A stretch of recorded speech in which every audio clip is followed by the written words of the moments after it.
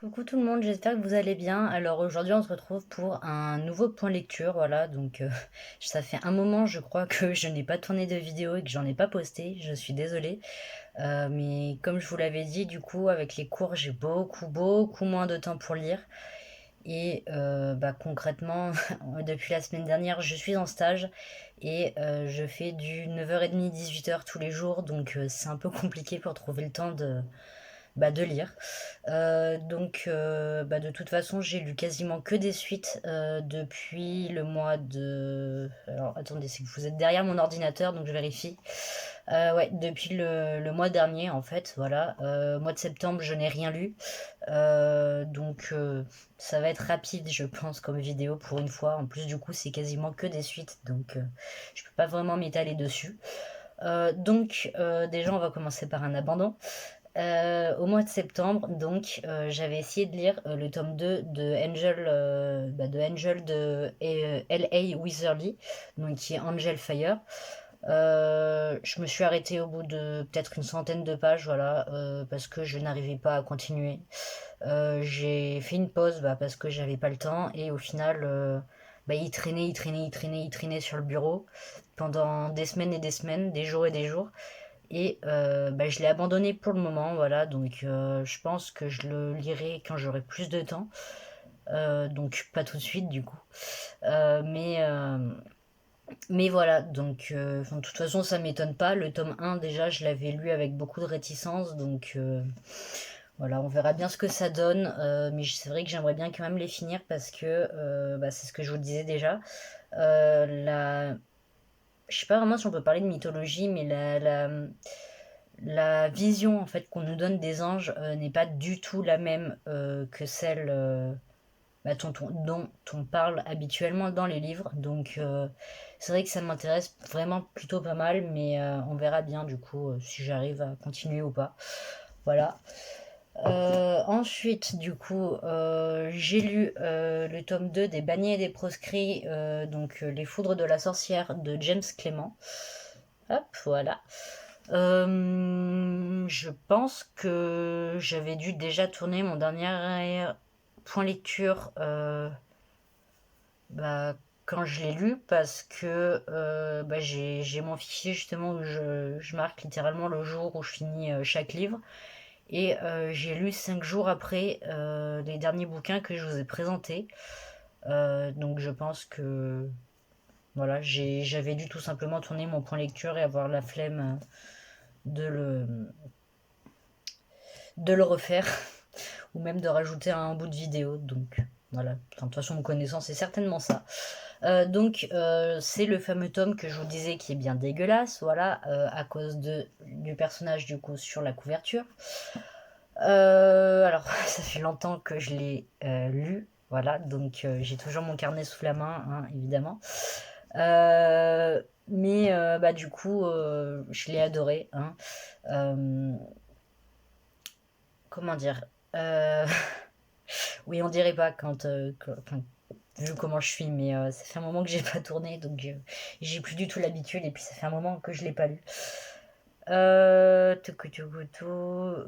si je me souviens bien, on n'est pas directement à la suite du tome 1, mais un peu après, je crois. Euh, oui, parce qu'ils avaient attendu le printemps, donc oui, c'est ça, ça doit être ça. Euh, et du coup, on suit l'histoire, hein, on continue avec Elena et tout le bazar. Euh, oui, je me rappelle du nom que d'un personnage, tout va bien. Comme je vous avais déjà dit, normalement, je crois pour le tome 1, j'aime beaucoup la participation du lecteur. Parce que au début, petit rappel, hein, vous avez en gros un truc où on vous fait passer pour un étudiant à qui on vient de confier le livre. Et vous avez en gros, je pense qu'il n'y a pas grand monde qui le signe réellement, hein, mais vous avez un espèce de contrat en fait, euh, qui est juste là, voilà, que vous pouvez signer, dater, etc. Et en fait, on vous répète donc pendant tout le long du préambule que attention, l'auteur est un menteur, machin, machin. Enfin voilà. Et bah, l'auteur, lui, vous dit que pour lui, c'est pour se libérer d'une malédiction ou quelque chose comme ça qu'il écrit cette histoire. Euh, je crois pas qu'on ait de d'indices sur qui est la personne du coup qui nous retranscrit les bagnets, les proscrits. Mais bon, voilà, je pense qu'on le saura peut-être pas, ou alors peut-être au dernier tome, je pense. Euh, donc du coup, j'ai beaucoup aimé bah, le fait que la plume, elle soit très adulte, elle est très travaillée, alors à tel point que des fois, c'en est compliqué de le lire, hein, mais voilà, il faut être prévenu. C'est un livre par contre qui n'est pas du tout adapté pour tous les âges, je crois que je vous le dirai vraiment à chaque fois.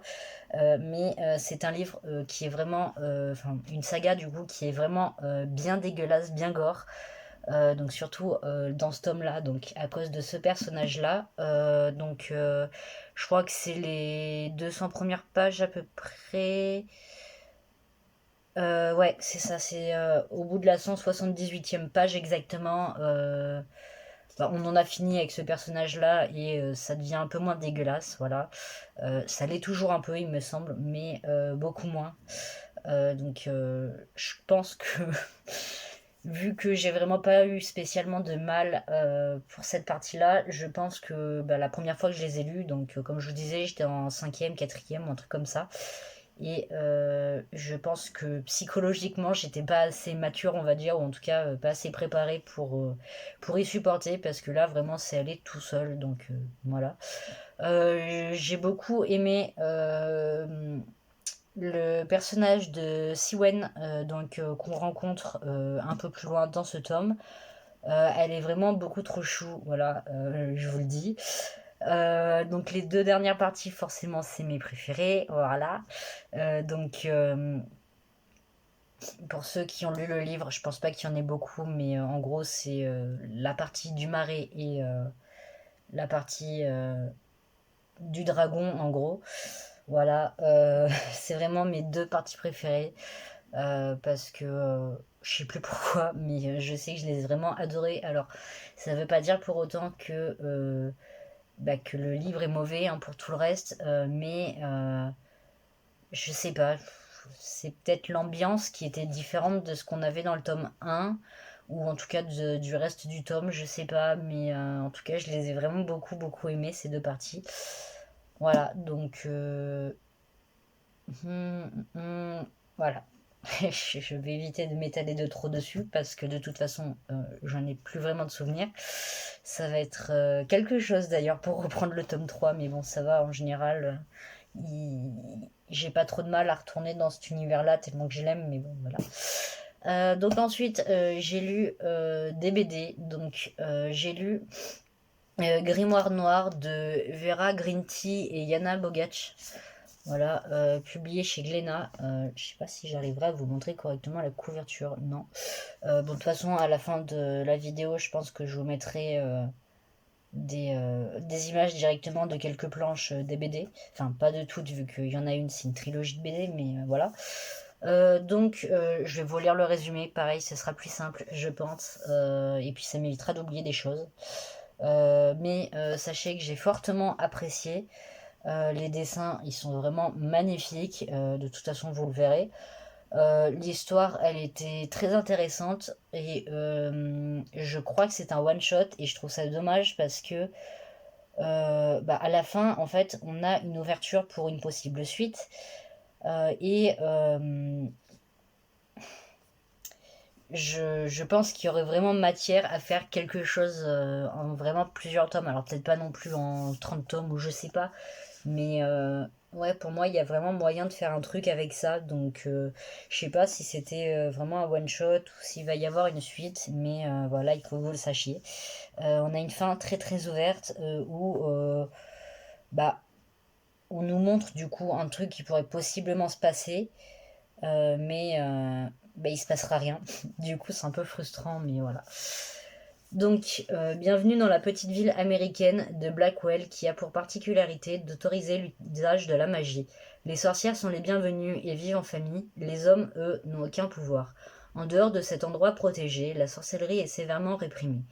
Bucky Orson est un jeune homme à l'humeur morose. Sa sœur a disparu dans des circonstances troubles et l'enquête euh, de son père, shérif de la ville, est à l'arrêt. Cet enlèvement provoque chez sa mère une grande tristesse et lorsque celle-ci pleure, il pleut littéralement sur la ville.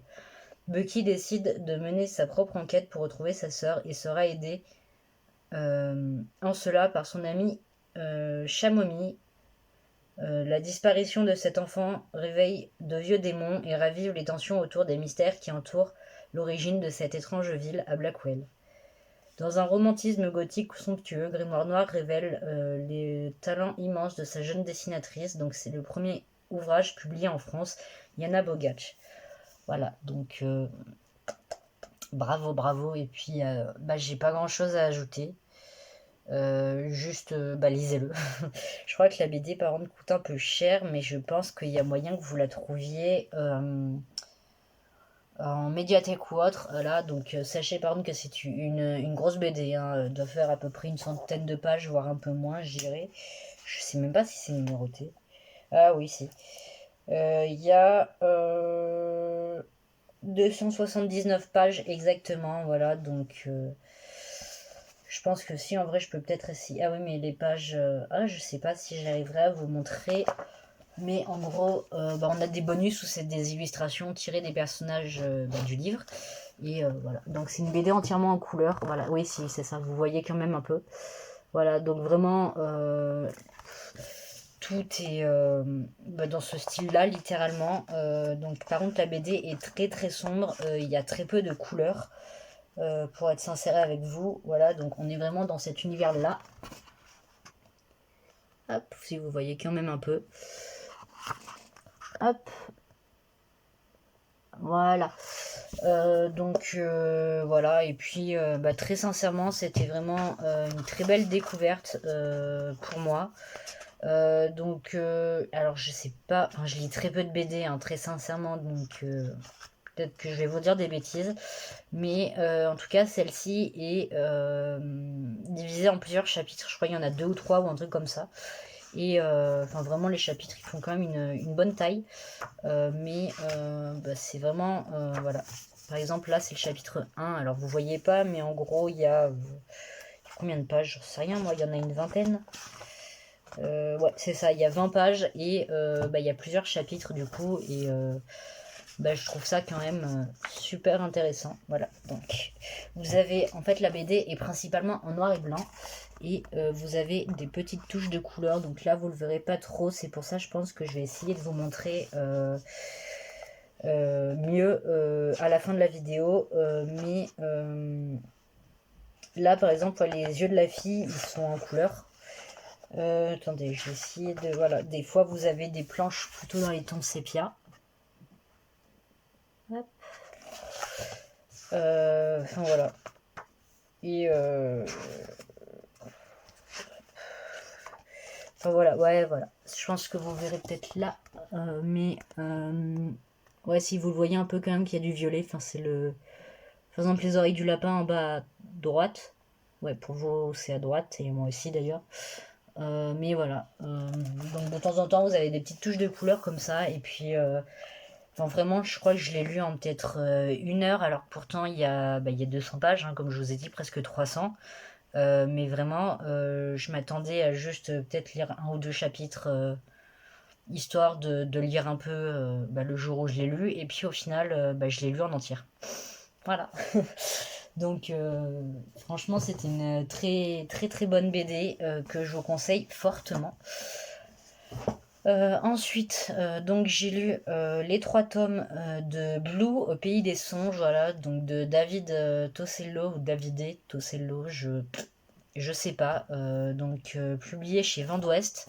Donc là, vous avez le tome 1, donc c'est des avions en papier, hein. Pareil, je vous montrerai les dessins à la fin de la vidéo, ce sera plus simple. Le tome 2. Et le tome 3. Alors moi je l'ai avec un bandeau, mais voilà. Voilà. Donc, donc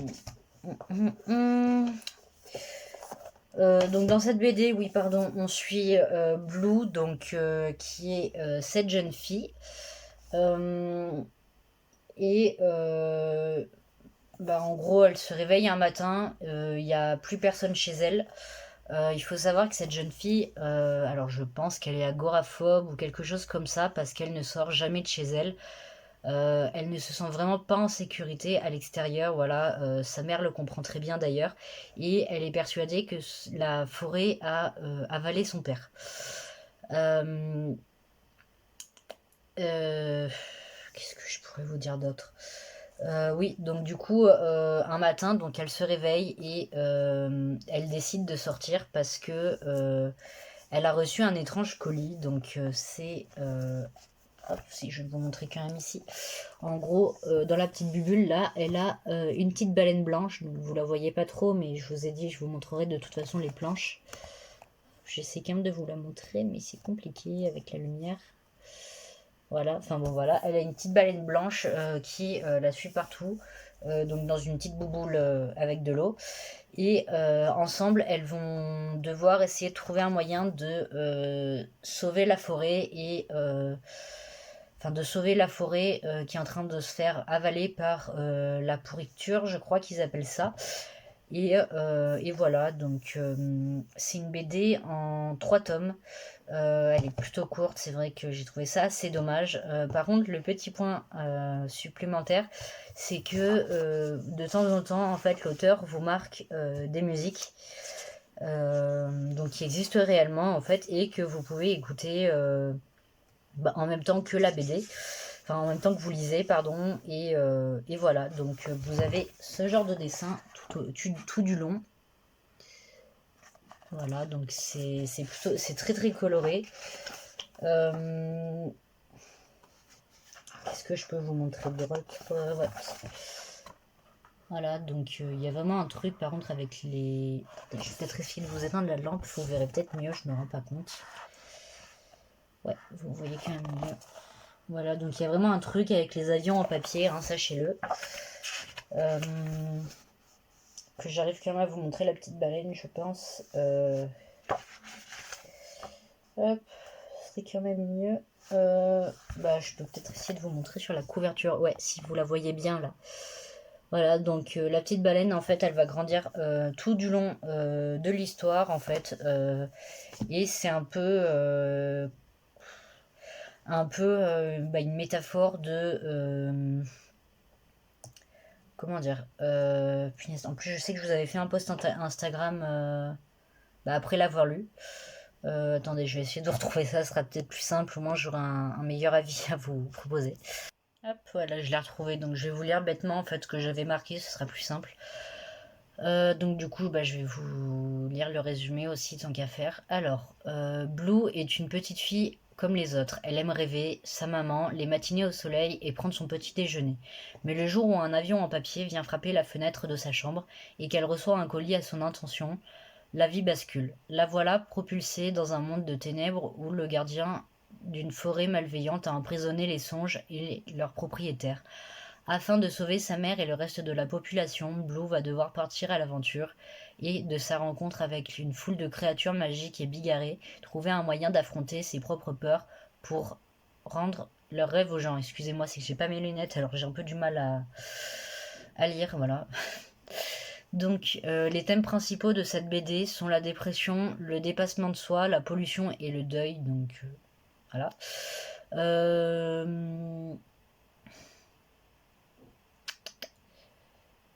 Oui, c'est vrai. J'avais eu un peu de mal, sincèrement, avec le tome 1. Voilà, j'avais un avis plutôt mitigé. Et puis au final, ma mère m'a acheté les 2 derniers tomes, donc je les ai enchaînés. Et, euh, et puis finalement, j'ai adoré. Voilà. Il y a un côté par contre un peu froid, si je me rappelle bien, dans la BD. Enfin, il y a vraiment, je sais pas combien de merdouilles qui lui arrivent à cette pauvre enfant. Et c'est vrai que j'ai un peu de mal avec ce genre de choses. Enfin, Vous avez dû le voir d'ailleurs quand je vous ai parlé de la maison des secrets, du coup. Voilà, mais là c'est pas aussi violent que ça, mais voilà. Euh, j'ai passé, ouais, du coup, un super bon moment de lecture et je le recommande du coup à tout le monde. Alors peut-être pas non plus aux plus jeunes, parce que les moments où on voit la pourriture ou vraiment la pollution de la forêt, on a des personnages qui sont bien dégueulasses physiquement, voilà. On a des espèces de zombies à moitié rongés par les vers. Donc, je pense qu'il vaut mieux peut-être éviter de montrer ça à un enfant de 10 ans. Après, je me rends pas compte, hein. Parce que c'est vrai que j'ai rapidement lu des choses qui n'étaient pas spécialement de mon âge, et sans pour autant que ça me choque, je sais pas, ça doit dépendre, je pense, de la maturité de chacun, mais voilà. L'humour et l'horreur, le rêve et le cauchemar se mêlent à merveille l'un à l'autre, et j'ai adoré les petites références cinématographiques qui sont disséminées par-ci par-là, et du coup les musiques conseillées pour certains passages. Euh, parce que c'est vrai que je crois que j'ai vu par exemple, à un moment, il y a un espèce de tas d'ordures et dedans, je crois que vous avez genre la casquette de Mario. Enfin, c'est vrai que j'aime beaucoup quand dans les BD on a des petits clins d'œil à d'autres œuvres comme ça. Enfin, c'est super marrant, je trouve. Et voilà, je pense du coup que, comme pour Grimoire Noir, je vous mettrai quelques pages. Enfin, je vous tournerai quelques pages à la fin de la vidéo. Donc je ferai ça de l'autre côté de la caméra, hein, ce sera plus simple. Et voilà, mais vraiment, si vous ne connaissez pas, je vous invite fortement à les lire. Alors, par contre, moi, ce que j'ai trouvé dommage, c'est que à la fin de chaque tome, en fait, vous avez la même illustration. Et à l'intérieur, vous avez pareil. Alors, je vous montrerai aussi, mais vous avez une espèce d'illustration, voilà, sur la troisième et quatrième de couverture. Je vais y arriver, et les pages juste à côté. Et c'est la même pour les trois tomes, voilà. C'est le seul petit truc que je trouve un peu dommage. Parce que je sais que il y a certaines BD où c'est pas forcément comme ça. Et bon, c'est un peu dommage, mais bon, c'est pas bien grave. Et puis oui, j'aurais peut-être aimé qu'il y ait peut-être plus de tomes, ou en tout cas que les BD soient plus grandes, enfin plus épaisses. Mais voilà, ça a été écrit, je vais pas le changer, mais voilà. Et du coup, pour finir, j'ai lu, donc il est tout frais d'aujourd'hui, voilà, c'est pour ça que j'ai pas spécialement de notes sous les yeux. J'ai lu le dernier tome du Secret de Lomé, La destinée de Lomé de Alexiane de Lys. Voilà. Voilà. Hop, comme ça vous voyez les bonnes couleurs. Et voilà. C'est le dernier tome du coup de la trilogie de Lomé, enfin du Secret de Lomé. Alors, pareil, je vais pas forcément pouvoir vous en parler énormément parce que j'ai mis au total 34 ou 36 jours, je sais plus exactement, à lire ce livre.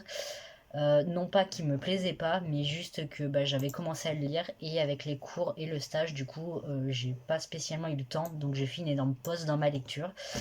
Voilà. Mais du coup, je crois que je l'avais repris un peu la semaine dernière où j'avais lu peut-être une petite cinquantaine de pages et là je l'ai fini ce matin.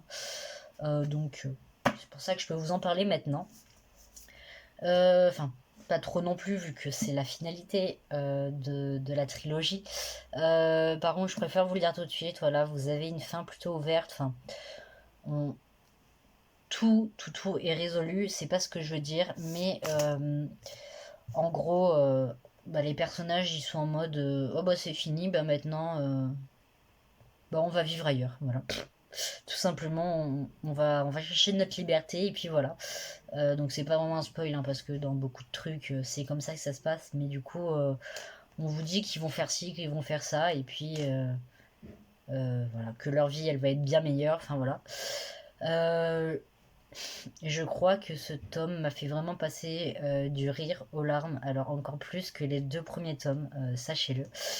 Euh, L'évolution de Lomé est juste magnifique au niveau de son caractère parce que au début du tome 1, vous avez vraiment une gosse mais insupportable, insupportable, vraiment, vous avez envie de la baffer.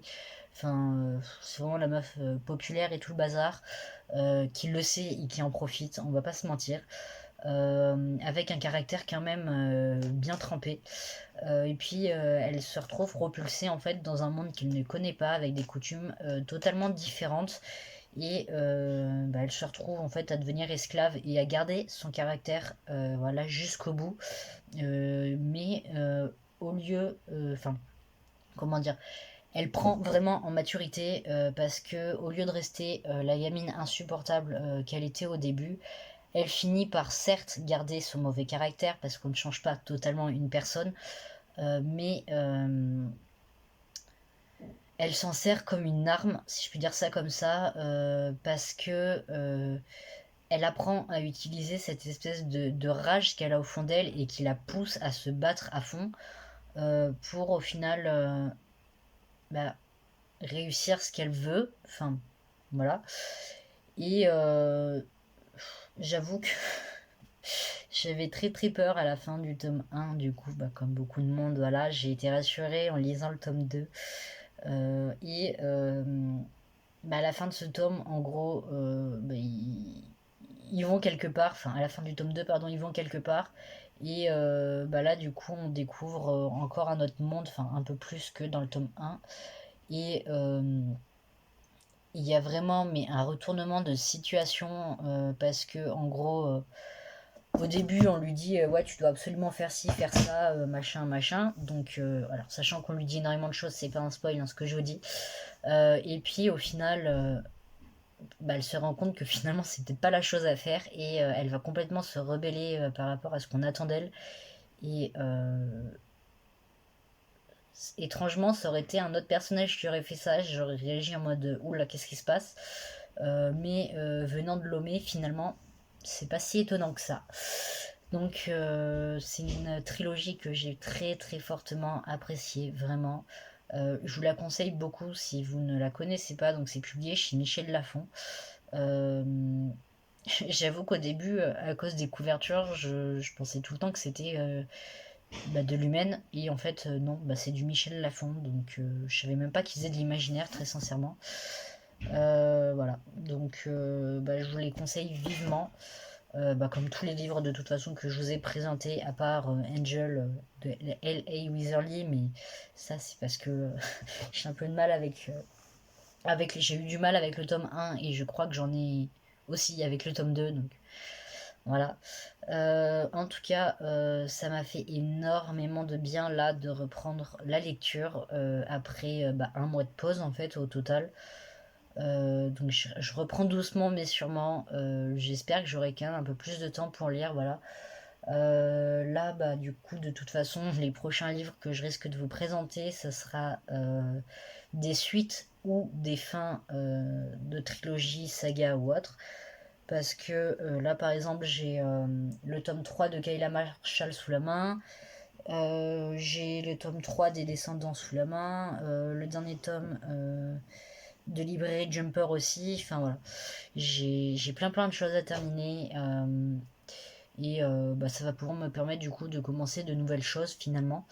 Et puis c'est pas plus mal. Voilà. Donc comme d'habitude, du coup, si vous avez lu vous aussi un des livres dont je vous ai parlé, n'hésitez pas à me le dire en commentaire, à vous abonner aussi, ça me ferait plaisir, à mettre un petit j'aime aussi, pourquoi pas, même si je pense que je suis la meuf la plus relou au monde, voilà, parce qu'au final, je vous ai dit que ça prendrait pas beaucoup de temps pour ce point lecture, vu que c'est que des suites, et puis j'en suis déjà quasiment à 30 minutes.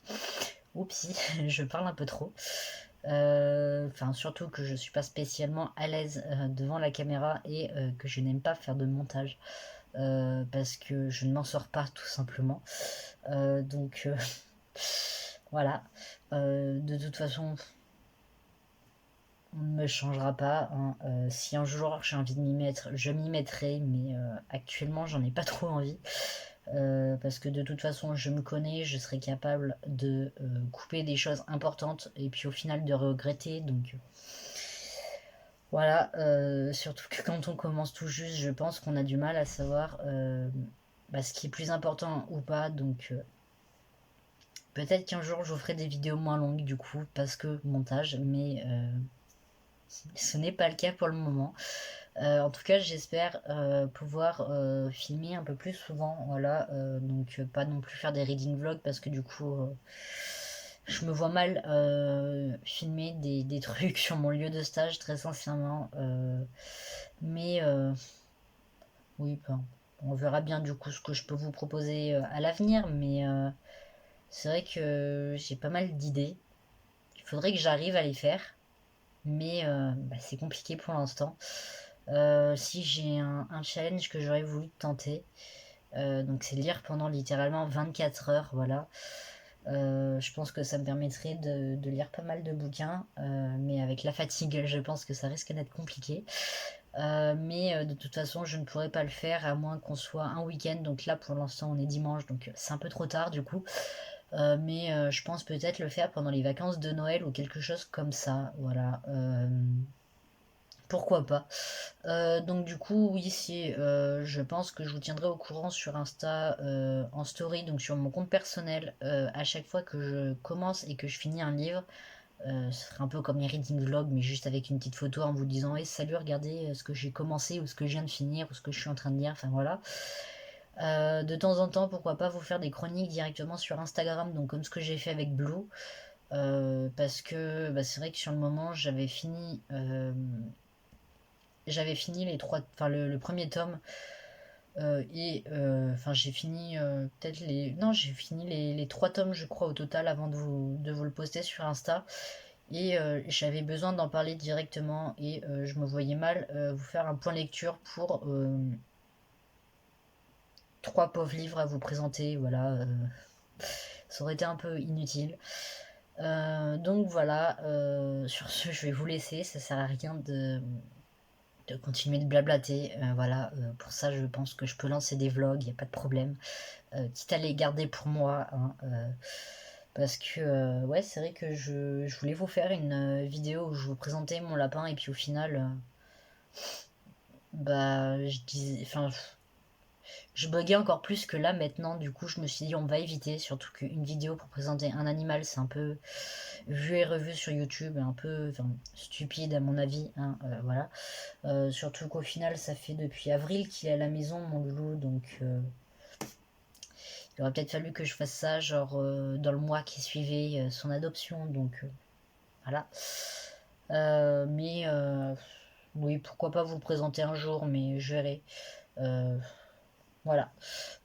Si un truc aussi que je pense par exemple que je ferai, c'est peut-être des.